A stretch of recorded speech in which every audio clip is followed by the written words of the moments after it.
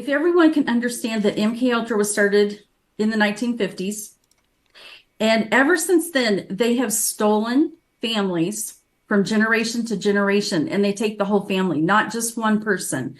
So if a person says they're MK Ultra, that means their parents, their grandparents, their children, their future children, unless they get somebody to break them free.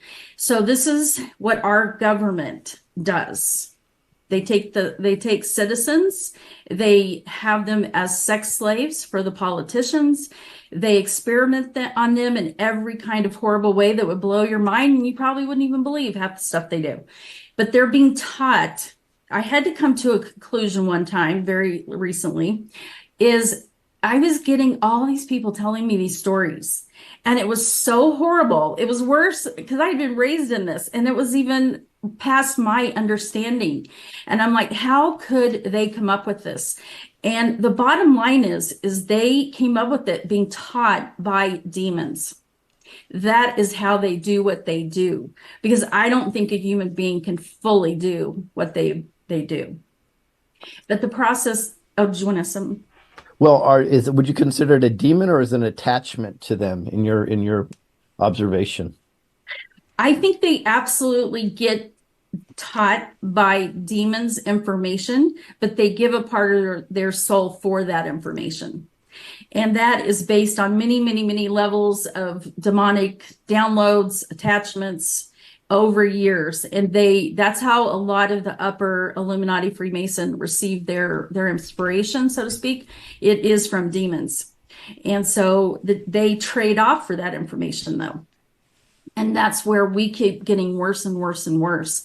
And so I have a lot of passion to bring out the CIA and the military because of what they do. Even to this very second, they're more worried about truly targeting a citizen in the United States with their weapons, with, making sure they stay in line, make sure they're sex slaves to the politicians. Even to this very second, they are more worried about that than the armies of the world war that they're creating.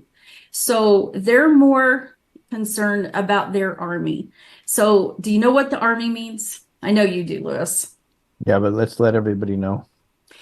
So the army is the one thing that they absolutely have to have, or they cannot be successful. They learned that a long time ago. If they don't have an army, they cannot bring in all their crazy ideas. Who is the army? It is every millions and millions of MK Ultra victims. They have been trained since a little child to be a very, very, I would say, amazing soldier.